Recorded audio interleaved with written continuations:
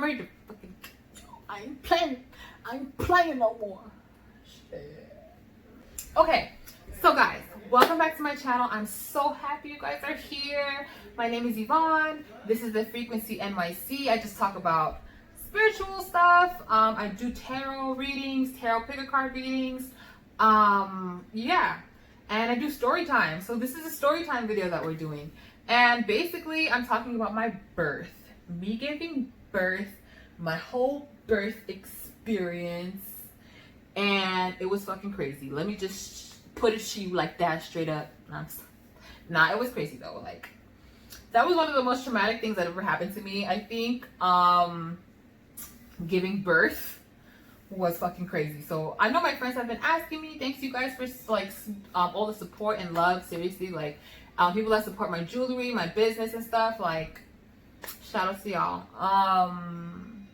Yeah, so let's just get started. Me and my husband were living in a shelter for like 10 months, right? I was pregnant at the time. I was going to school and I graduated, thank God. So now it's time for us to give birth. We had the baby shower. I had graduated. I'm 39 weeks. You know, it's basically time to give birth. So I was doing a meditation. I was like shreem, re, something like that. I was doing this meditation that to me, it felt like it started the contractions. I'm not even playing. Like, I know I was ready. I was just gonna wait till 40 weeks and that's it, right? Let's go. 40 weeks, they could induce me. They could do whatever they gotta do. Honestly, I just wanted a natural birth. I just wanted a natural birth. If I needed an epidural, I'm gonna take an epidural. Epidural is for your pain. It's a shot in your back and it helps with pain with the contractions for a certain amount of time. Just letting you guys know, okay? So basically we get to the hospital. So the stream re thing, let me just get back to that real quick. The stream re thing was like, I felt like it started my contractions, honestly. You know, just be careful what you say. What you're chanting. What you're, you know, just anything that you're saying and talking about. I didn't understand how powerful that mantra was. And I honestly felt like, oh my gosh, it's like a fly in here. I honestly felt like that was the reason why I started contracting. It was very light at first. And we basically waited 24 hours until I couldn't take the pain anymore, until it started feeling almost unbearable, right? So I don't know if I should mention the hospital. I'm just going to call it J Hospital in Queens. I know most of you know what I'm talking about, by the Van Wyck, okay? Yeah, I would not recommend, okay? That's it, straight up. Hell no. My experience at that hospital was fucking crazy. Never again. Like, never say never, but never again. So basically, what happens? I get to the hospital. It was cool. I was in intake with the labor, you know, people giving labor. And it was like the intake. And this is where I'm with Jamal, of course, my husband. And we're waiting for our family, I guess. My mom comes, my aunt comes, Jamal's family comes, and they're just gonna wait with us, right? Wait the night and see what happens. So I finally got my private room, probably like at 8 o'clock that night, because we got there like at 6. So I was probably there for like 2 hours or 2 or 3 hours, and then like 9 or 10 o'clock, we were already had our room, right? And we're chilling, relaxing, yada yada, like. Everything was all good. Everything was all fine. The pain started getting unbearable at 4 o'clock in the morning. 4 o'clock in the morning, the pain was unbearable. So I took an epidural because I couldn't sleep. I was really trying hard. They're like, relax. You have to save your energy. You know, I couldn't sleep. So I took the epidural the first time and it was fine. It was cool. I was chilling, right? Let's say from 2 to 6. The epidural wore off, so I got a second shot, or the rest of the epidural, from 6 to 10, right? So my son was born at 12 o'clock in the afternoon. So basically from 10 to 12 is when the traumatics, like it starts getting a little crazy, right? So at around 10 o'clock, they're checking me again. They're trying to see how I'm doing, how far I'm dilated. And I'm about 6 centimeters. So we're getting there, we're getting close. I'm like, okay, probably a few more hours. I'll be at 10 or close to 10, and I'll be able to push him out and give birth, right? She checks me. I'm 6 centimeters, and I'm like, okay, great, that's fine. They're like, okay, since you're becoming so close, we're gonna have to have the baby's heart rate monitored over your belly. Like, they had that most of the time, it's on and off because it was like really uncomfortable. But like around that time they checked me, they put it back on to see how my baby was. Every so often they would just come and check throughout the whole night and the whole morning. But now they just wanted to have it on so that they just can hear him. They just want to hear him. So they put it on top. And they're like, yeah, maybe he's positioned in a funny way, so we can't really get to it. We can't really hear him, or you really can't hear his heart rate. So, it just sounded muffled and stuff. It didn't sound like, consistent yet. And they just thought that was just like his position, and that was fine. That's probably what it was. So now, now they're like, okay, so we can't really get his heart rate. We wanted to have it like consistent. I don't know if because it's position. So what we're gonna have to do is put a different monitor, heart rate monitor inside of me so that they can hear him better. So that's my son. That's my son. He's having fun with his dad. They're doing a whole bunch of stuff over there. And also my son wants to be around me right now. So if you're gonna hear him in the background and being, a little wild boy, because that's how he is sometimes. Thank God, Oh, his birthday was just yesterday, so I feel like now that's why I feel like more comfortable. I'm so glad my son is 2 years old. But let me get back to the story. So now, they put the heart rate monitor inside of me, and they were like, okay, so, yeah, we hear him, but his heart rate is inconsistent, or it's like very, it's kind of weak. And they're like, okay, we don't like that. We don't like to hear that. We want to hear consistent. So we're just gonna give it a few minutes because we just put it inside you. So we're gonna give it a few minutes, and if anything changes, we're gonna get the doctor and have the doctor come in.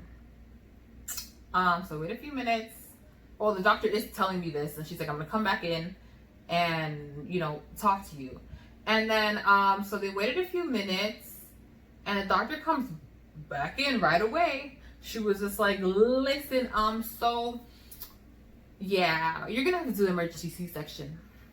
I'm like, what? Like, I'm devastated because I was so like, my mom had 4 children, like she pushed us all out. I wanted to do the same thing, like, come on, like, don't play with me. I'm a janky, let's go, right? Not to say that some members of my family also had C-sections, so whatever. I just wanted to do what my mom did. And I just thought that was the most healthiest way. So I was devastated that I couldn't just give birth to him naturally in that way. So now I'm just like, okay, I'm really sad. And they give me the papers. And I was like, are you sure you just can't do this naturally? She's like, no, I'm not risking anybody's life. I'm not risking yours or his. We need to give birth right now. We need to do this right now. So I'm like, fine. She gives me the papers. I have to sign it. And I'm just like, basically throw it back. I'm just like, but, take it back. Because I was upset. At this point, my family is shook, right? I'm shook too. Because they were like, all right, let's go now. Because now I'm setting into, I was like all set on just having him naturally. I'm going to wait a few more hours. Yada, yada, yada. Now they're just like, no, let's get you out the room now. And let's go to the emergency room. You know what I'm saying? Let's go to the ER.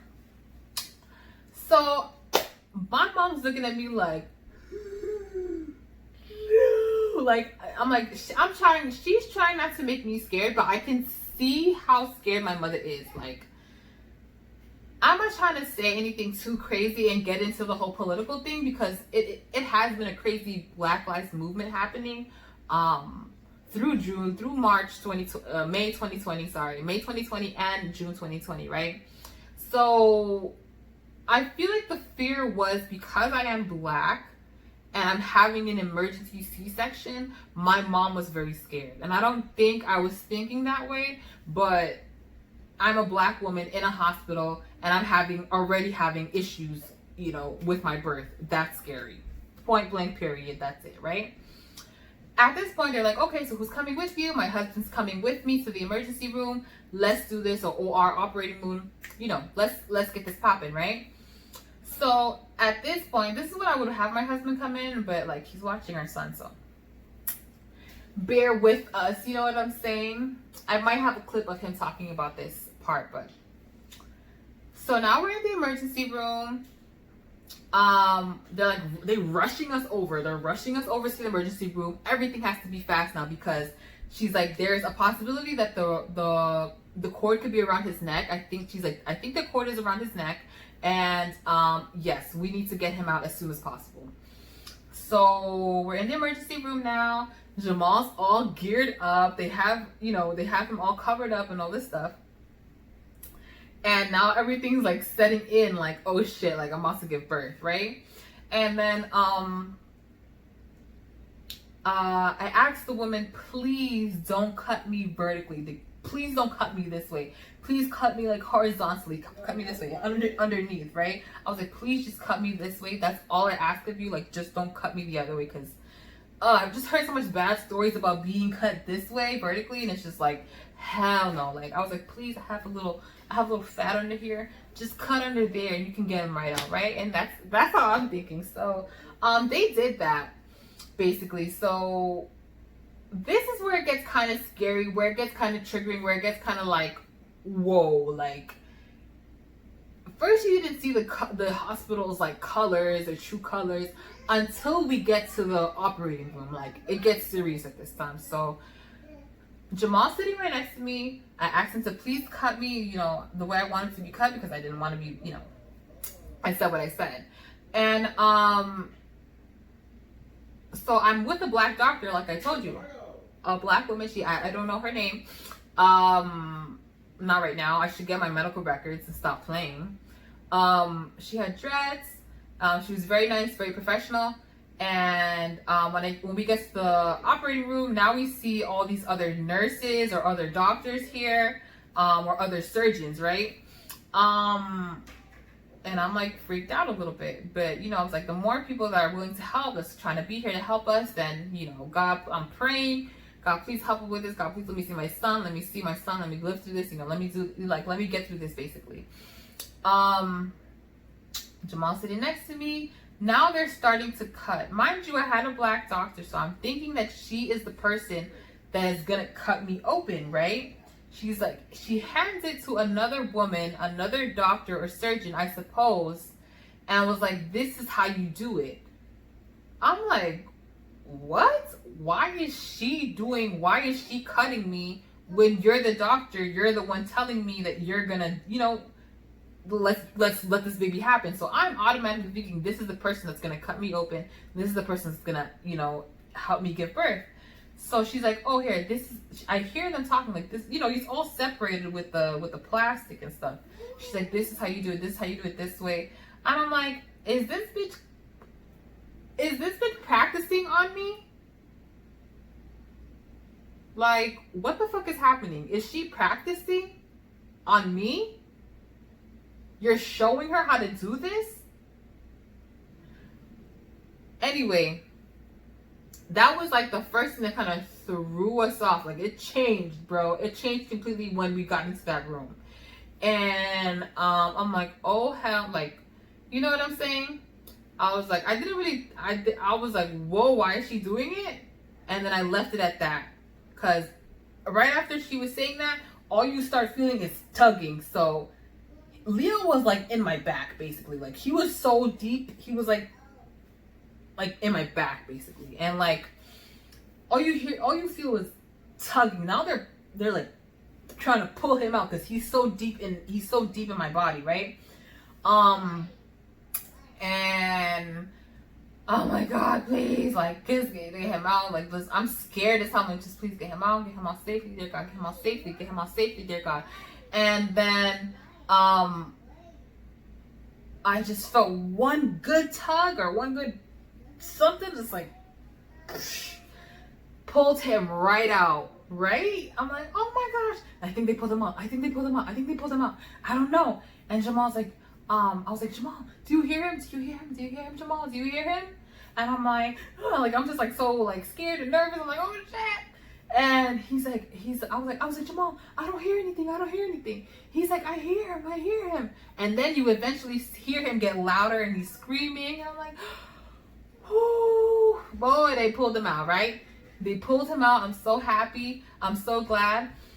Woo, right? That's so awesome. Like, I'm so like, okay, God, he's here. He's here. He's here. He's like, yo, he has mad hair. He has mad hair. Like, that's the first thing that Jamal said. He has mad hair. I'm like, oh shit. He's here because he has a little afro and stuff. And you know, I was so happy. I'm like, oh, okay, so like just to seal me up, that's it. This is done, right? No. So right after, they're like, I guess they're like holding Jamal's like they're holding him up because they're holding him up. I guess the mucus needed to come out. So they have to hold him up upside down so like everything can come out and stuff. And I just hear him crying, so that's all I'm happy about. They say he's good, he's fine. They just have to clean him up. That's all I'm happy about. Now it just kind of gets like, it gets kind of quiet, or it gets kind of like eerie. I don't know. It just gets like the vibe completely changes. And then they're like, okay, I forgot. They said something. They said something like, "Oh, you cut, or you did a cut. I think you did this cut too far. You did that. You cut a little. There's a cut here." And then as soon as they're saying that, they're like, "Okay, sir, you need to get out of the room. Sir, you need to get out of the room." Telling my husband that he needs to leave right now. You need to leave. Please get out the room. You can't be here right now. They take him out, right? And they take him out. We hear them having a conversation. Let me start this part over. So our son is out. We know he's good. They're saying, okay, we just have to clean him up, right? They just have to clean him up, and then all you hear is them saying, she's bleeding. She's bleeding. I think there's a cut. I think there's a cut. That's all you start hearing. And then they start talking amongst each other. And they're talking amongst each other, and it sounds like they're yelling at each other now. They sound like they're yelling at each other a little bit. They're trying to be calm, but they're like, whoa, you know, this is not right. We need to do this. She needs blood. And then they tell Jamal, get out. They're basically telling, get out right now. Get out. And so the whole time I'm hearing beeping, right? I'm hearing the heart rate. I'm thinking it's my son's heart rate, so they're making sure, right? It wasn't it was my heart rate. So now I was hearing beep, beep, beep the whole time. So I'm like, okay, my son is fine. I hear his heart beep, beep, beep, fine. After they tell my husband to leave now, my husband is at the door. There's windows at the door. My husband is at the door because if he's telling them to leave, if they're telling him to leave like that, he's not going nowhere far. So he's at the door. They see him. They're trying to block the window a little bit so he doesn't see exactly what's going on. But I guess I'm bleeding out at this point, and they don't want them to see that I'm bleeding out. I guess they cut me a little too far, so they cut my uterus. So now my uterus is bleeding out, and they were yelling, or they were like arguing amongst each other because now this is an emergency. Now I'm bleeding. And all I hear is the beep starting to get a lot slower. So before it was like beep, beep, beep. Now it's like beep, beep, beep. And now I'm just feeling is that it's getting a lot, it's getting more, it's more of a challenge to breathe at this point. Now it's like, I have to tell myself to breathe because it's getting slower. So it just feels like everything is slowing down. Like that's how I was just feeling. Like everything was just slowing down. And then the beep started getting like less, or just like less frequent, but I was still hearing it. And then after a while, I don't remember anything. I just blanked out. So This is the part where I would bring Jamal and like let him know, but he's watching Leo and stuff, so I'm just gonna tell you guys exactly. So basically, at that point, I'm knocked out. All I hear is that she's bleeding. She needs blood. She needs blood. Where's the blood? Where's the blood? Where's the blood? And they're talking about, you know, they're all talking amongst each other. I guess they're trying to hold for me not to bleed out at this point. So I'm looking up and I see the anesthesiologist, and I'm like, is my son okay? Is my son? I was like, am I okay? Is my son okay? And I'm like, and I'm talking to him, and he was just like, I can't tell you anything. Like, he was so rude to me. I'm just like, bro, is everything okay? Is it all right? He's like, I can't tell you anything. Or he just said some crazy shit. I don't know what he said. But he was just being so rude. He looked like the fucking Grim Reaper. And he was a black anesthesiologist also. So why are you even, like, why are you even speaking, like, not because, like, he's black and I'm black that you gotta speak nicely. Just, like, what the fuck was that about? Like, why did you even need to speak to somebody like that? Or I was like, I'm just asking you a question. Like, I was honestly just trying to keep talking so that I don't fall asleep, because that's what I'm feeling is happening at this point, because it's becoming more difficult to breathe, or it's like getting harder for me to breathe and everything's slowing down. It's because I'm losing a lot of blood. So I was at least trying to speak to somebody, and when he shut me off like that, I just remember falling asleep.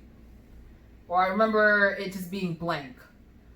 So at this point, Jamal's outside, but he's not far. And I know they tell him to, I think he comes back in, and they're trying to chase him out again because, you know, they're waiting for the blood and stuff like that. Jamal is freaking out. My mom told me that Jamal, like, when you love your family so much, you love somebody so much, like, you, like, this whole, like, she's like, this whole thing came over his face. Like, Jamal was gonna go in that, he was gonna go in there and really hurt somebody. That's what I felt like. Jamal was gonna really fucking kill somebody in that place, because the way they just, like, put him out. And now, like, he also noticed that somebody went into another operating room and was about to do a C-section, went in there after us and came out before us. So Jamal saw the doctor come in, deliver the baby, and come right out. So he knows that something is wrong when he's able to see a whole person give birth already, and we are still in the operating room, right? So Jamal is freaking out, and he's trying to keep calm as much as he can, but I know that he would have done something to somebody, like, for real. And why not? You know what I'm saying? Like, if that was anybody's family, you would go hard for them no matter what. Like, you're not saying that he was gonna do a whole bunch of, like, crazy stuff, but if you're in that state of mind, like, I couldn't imagine how he would have been feeling, just waiting there, scared, right? Like, what's happening? And where's my son? Because they had baby. I guess they were cleaning him up throughout that time, but I can't really put a time on how long that whole thing was. So I'm asleep now, and I was dreaming. I don't know what this was, but I feel like I was in limbo or something. Like, it was a black and red room. A white and red room. White and red. And it was like a maze. Like, I was going this way, I was going this way, I was going this way, I was going side, I was going up. It was like a maze. Like, it was weird as hell. But I honestly think that was just like a limbo. I feel like I didn't see I didn't see any light, or like I was like gonna die. You know what I'm saying? But I know God was there with me. I felt very protected. I felt very safe, even though I was in this limbo. I just felt very safe. And it felt like God was speaking to me not to look a certain way, or not to go too far a certain way, or else I would have just went. But yeah. And then the way I woke up was immediate shock. Like, I remember I was just in the waves. I feel like I was talking to God, and I was having my prayers in my head, because I was out of it. I wasn't there anymore. I wasn't, like, existing, or like I was asleep. But it was just like, I've lost so much blood that it was like one of those weird experiences when, like, I guess when you almost die, I guess when you almost, like, have a near-death experience, something like that, or something just traumatic in general. Like, people go through different things. But I think it was the anesthesia. and I was just like in limbo, you know what I mean? And then all I remember waking up was being in utter shock, like complete shock. I was just like like I woke up like that, and all I see is I woke up, I was just like I was fucking cold. First of all, I was fucking cold, like fucking freezing. I was like, oh my god, oh my god, oh my god, oh my god, I'm fucking cold. Like that's all I can remember saying. And the doctors or the nurses, they were just looking at me. Yo, it was so weird. Like the way that they looked at me was like, what the like they scared me, bro. Like the way they looked at me, like they had no expression on their face. Like they had nothing. Like they were like, I don't know what the fuck what was wrong with them, but they looked like nothing was on their face. You couldn't see, like, you know what I'm saying? Like, not why are you here, but like, it just felt fucked up the way they looked at me. Just the whole thing just like felt funny. Like, it's Jamaica Hospital, y'all. Don't ever go to fucking Jamaica Hospital. Like, the way that they looked at me made me feel so uncomfortable, and I'm in shock. So when people are looking at you crazy, like so the only reason why I was in shock and I was so cold was because of all the blood that they had to put back into my body. My whole body was swollen. I was swollen. Like, there was one thing to be pregnant and your belly was swollen, you get a little fat, but I was to the point where my whole body was swollen. I looked like, it looked like death, bro. Like, you know when people die, they get mad swollen and shit. Yo, God forbid, I'm sorry. Like, it just, that's how I looked. And because I lost so much blood, they had to put so much blood back into my body, and that blood is cold. And so my whole inside. Okay. So at this point, yeah, I was fucking freezing. I was fucking cold. I'm sorry I'm cursing. It's just like that shit. Like I can relive that shit. You know what I'm saying? I almost try to block that part out. Like I almost try to block out my birth experience because of like how they made me feel, how they looked at me, how they were like fucking zombies. I don't know. It was just fucking weird, bro. I'm sorry. Like, they were mad weird. Like, nobody really showed you sympathy. And I'm like, yo, is it because I'm black? Is it because what? You have to do your job? Like, that's the vibe that I got. And I was swollen as hell. But they put us in the room after you give birth. You know, they put you in the room to like get back to your senses, you know, to treat you, see how you're doing. You know, you just gave birth, so they have to like check on you, right?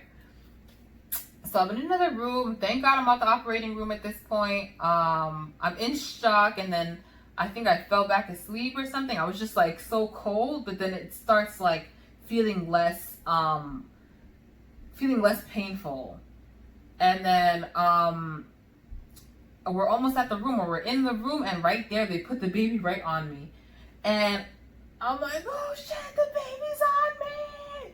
I'm like, yeah, I made it. In my head, I'm like, yeah, I made it. I'm like, oh shit, the baby's on me. I'm so excited, right? And they had to, you know, expose me so he can latch on. Right away, Leo latched on. Like, you put him down, he latched right on, right? And yeah, like that was just like the best like part, that I knew that my son was good, he was functioning, and the only thing that he wanted to do was just have his mama and have his boobs and be happy, have his milk, you know what I mean? And like right after that, like my aunt was at my youngest aunt wasn't at the hospital the whole time, but she came when she's like, oh, she's giving birth, so she came right away. And for some reason, her husband works for, used to work for a church, or does work for a church, I'm not sure.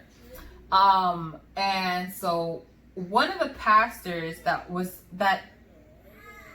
at his church also worked at Jamaica Hospital to, like, you know, for people, just for anybody that needs a priest or a pastor, they have that at the hospital.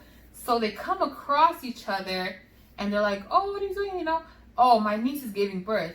And right there, I see all three of them coming in, and the pastor is right there. Right after I gave birth, my baby's latched onto me, and right there, the pastor's in front of us, like, asking me, do you believe in God? Do you know He's your Savior? And I'm like, yes. And like basically had a blessing right there. A pastor came right after I gave birth, right there to give us blessings, give my son blessings, give my family blessings, and that was like, I was like, whew, like a sigh of relief, like a huge relief came over me that I'm knowing that I'm there. A pastor came right after just to pray for us, just to like, you know what I'm saying? Like that was just one of the icings on the cake that really like made the experience so much more like phenomenal, because you know that only God would know to like get you through something like that.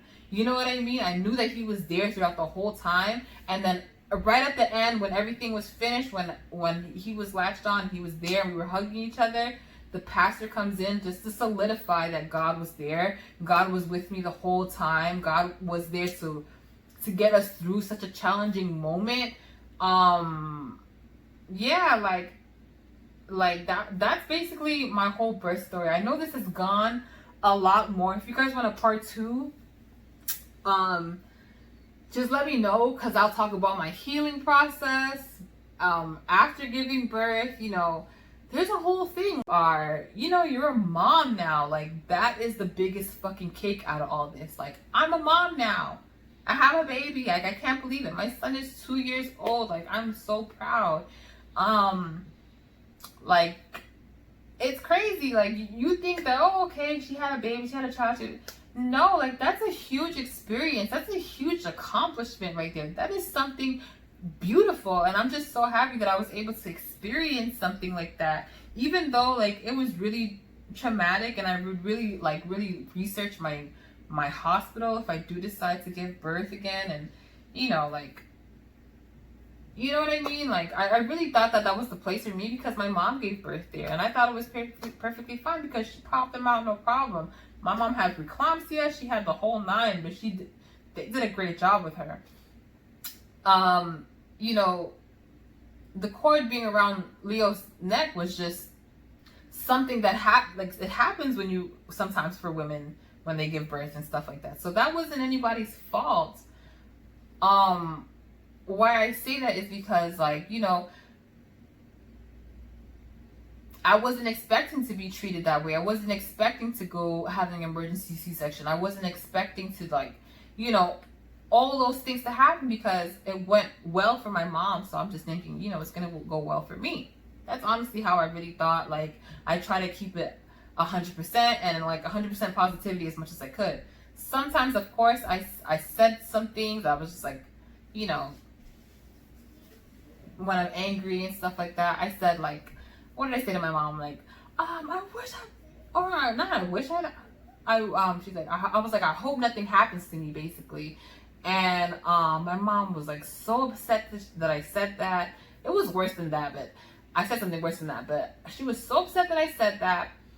And my husband was so upset, why would you say something like that? Don't speak like that. They weren't trying to be mad at me because I was pregnant when I said that, but that doesn't really have to do with much. It's just be careful how you're talking.